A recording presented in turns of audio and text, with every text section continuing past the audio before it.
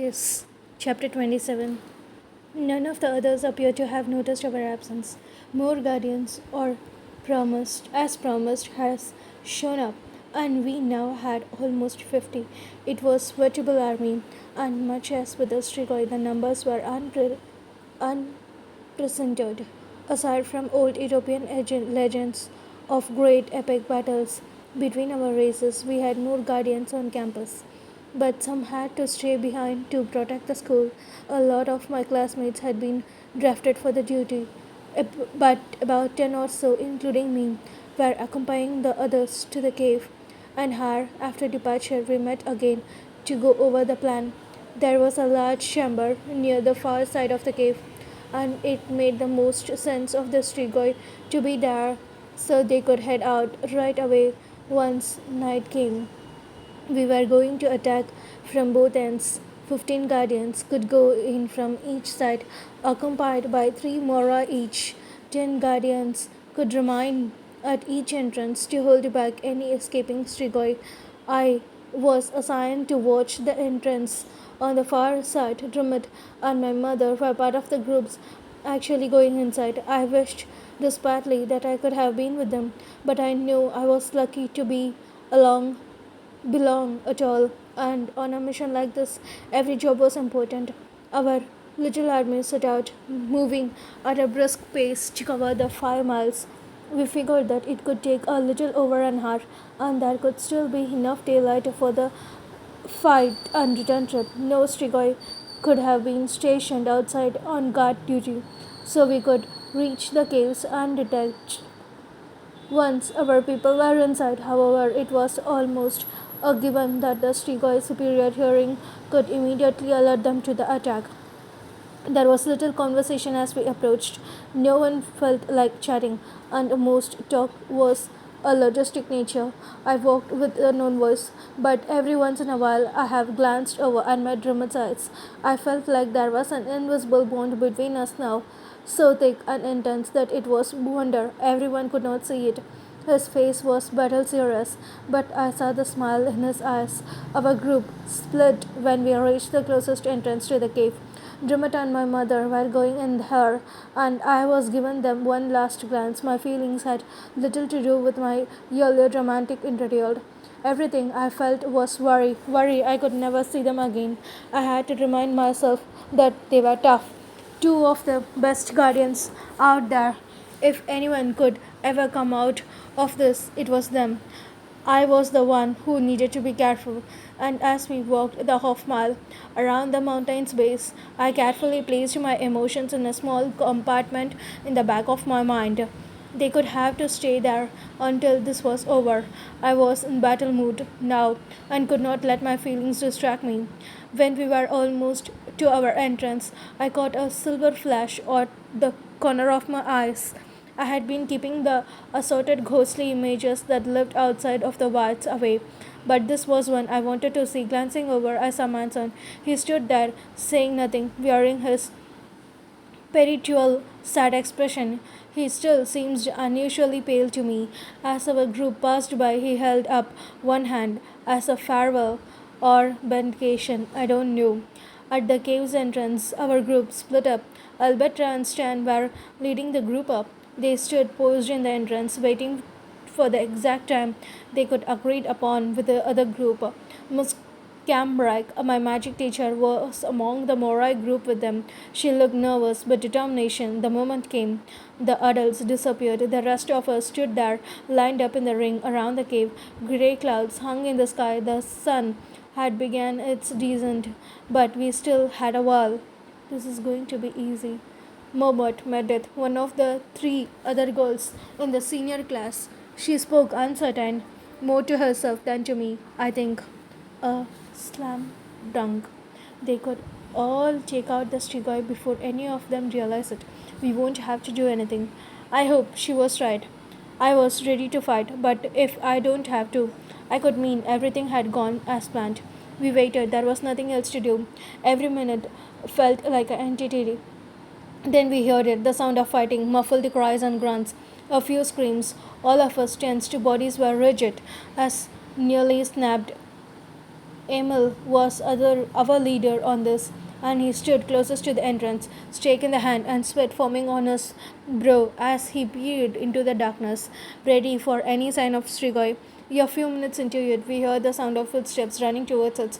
Our stakes were ready. Emil and other guardians drew closer to the entrance, ready to jump in and kill the fleeing Strigoi.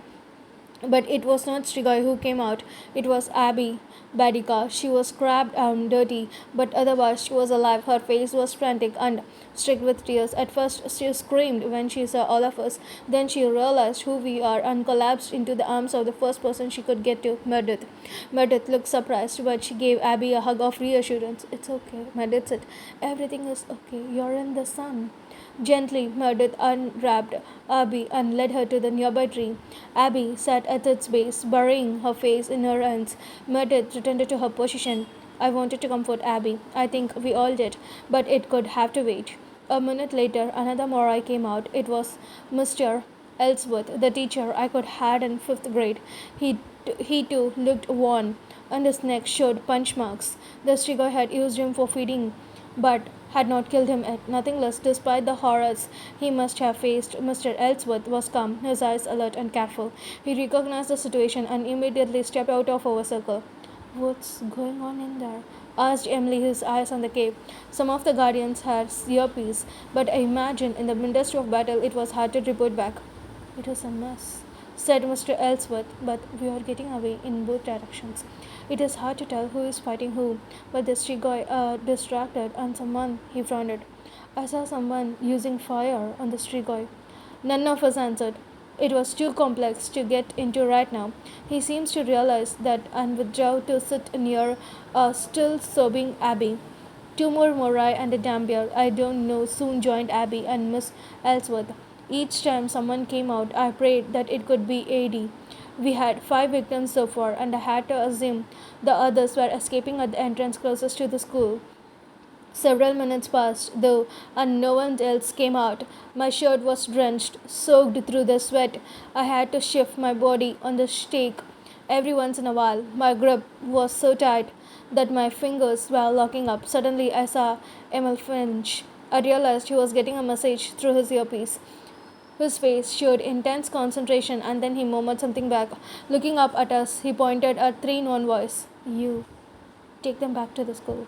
He gestured to the refugee and then turned towards 3 of the adult guardians. Go in. Most of the prisoners have gotten out, but our peoples are trapped.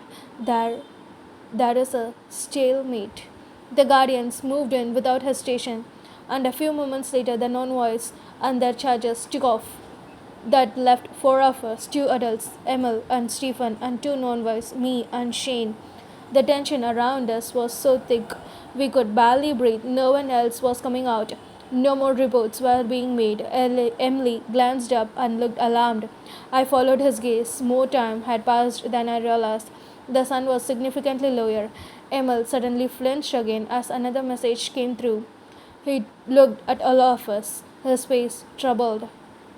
We need more in that to cover the escape. On the other hand, it does not sound like we have lost many. They are just still having trouble with the retreat. Many, he said, not any. That meant we have lost at least 1 person. I felt cold all over. Stephen, you go in, said Emily. He hesitated and could read his dilemma like a book. He wanted to go in too, but as the leader of his side, he was supposed to stay stationed here until the last possible moment. He was on the verge of disobeying those orders, I realized. He was considering going in the Stephen and leaving Shane and me out here. Yet at the same time, he could not bring himself to leave 2 non-voice here alone, should something unexpected happen. Emil exhaled and he looked us over. Rose, go with him. I don't waste a moment. Following Stephen, I slipped into the cave and immediately the nausea feeling rolled over me. It had been cold outside, but it was colder still as we moved deeper. It was also darker. Our eyes could handle a fair amount of it, but it soon became too much. He flipped on a small light attached to his jacket. I wish I could tell you have to do what you have to do, but I don't know what we will find, he told me. Be ready for anything. The darkness in the front of us began to fade. The sound grew louder. We pickled on the pace, glancing in all directions. Suddenly, we found ourselves in the large chamber shown on the map. A fire burned in the corner, one the Strigoi had made. Not anything magical that had providing the light. Looking around, I immediately saw what had happened. Part of the wall had fallen in, creating a pile of stones. No one had been crushed under it, but it had almost entirely blocked the opening to the other side of the cave. I don't know if magic had caused it or if fighting had. Maybe it had been coincidence. Whatever the reason, seven guardians, including Dimit and Albertra, were trapped now by 10 Strigoi. No Morai fire users had been caught on the inside, but the flashes of the light coming through the opening in the cave in showed me that they were still fighting on the other side. It I saw bodies lying on the floor. Two mere Strigoi, two were Strigoi, but I could not make out the others. The problem was obvious. Getting through the opening could require someone practically crawling. It could put the person in a vulnerable position. This meant these Strigoi needed to be taken out before the Guardians could make their escape. Stephen and I were going to help even the odds.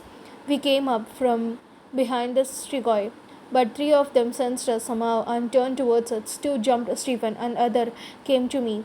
Instantly, I kicked into battle mode. All the rage and frustration poured out through me. The cave made for close fighting quarters, but I was still able to evade him. In fact, the close space was to my advantage because the street or his large size had trouble doubling and dogging. I stayed out of his reach mostly, though he did grab hold of me long enough to slam me against the wall. I don't even feel it. I just kept moving, going on the offensive. I excluded his next attack, going in some blows of my own, and with my small size managed to slip down and stake him before his next hit. I pulled out the blade in one smooth motion and went to help Stephen. He had taken out one of the attackers, and between us we finished the last ones. That left even seven Strigoi now. No, six. The trapped guardians who were having difficulty in their pinned position have killed another. Stephen and I jerked the Strigoi closest to us out of the circle. He was strong one, very old, very powerful, and even with the two of us he had hard to take down. At least we did, with the Strigoi numbers reduced. The other guardians were having an easier time getting to the rest. They started freeing themselves from the trapped position, and their numbers alone were now an 8. When the Strigoi count was down to 2, Albertra yielded to us to start escaping. Our almighty in the room had changed. We were now the ones surrounding the last two Strigoi. This left the path clear for three of the guardians to escape via the way I could come in. Stephen, meanwhile, crawled through the hole to the other side. Dremel stragged one of the two Strigoi. One left. Stephen stuck his head back in and shouted something to Alberta that I could not quite make out. She yelled back something without looking at him. She, Drummond, and two others were closing in the last Strigoi. Rose, yelled Stephen, beckoning, follow orders. That was what we did. I left the fray, scrambling through the hole more easily than he did, thanks to my smaller size. Another guardian immediately followed after me. No one was on the side of Caven. The fight had either ended or moved on. Bodies showed that things had been intense, however. I saw more Strigoi as well as familiar face, Yuri. I hastily looked away towards Stephen, who was helping another guardian through. Alberta came next. You're dead, she called. It sounds like there were few more blocking that retreat down there. Let's finish this before the sun comes up. Drummond came last of all through the gap. He and I exchanged brief, relieved glances, and then we were on the move.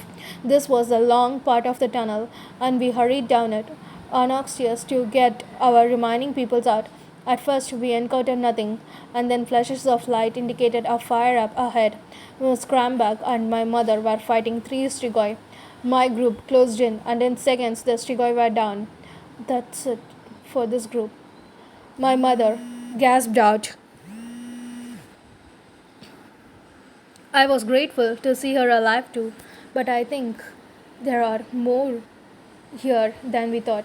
I think they left some kind when they went to attack the school. The rest of our people that survived have already made it out. There are other branches in the cave, said Alberta. Strigoi could be hiding in there. My mother agreed there could be.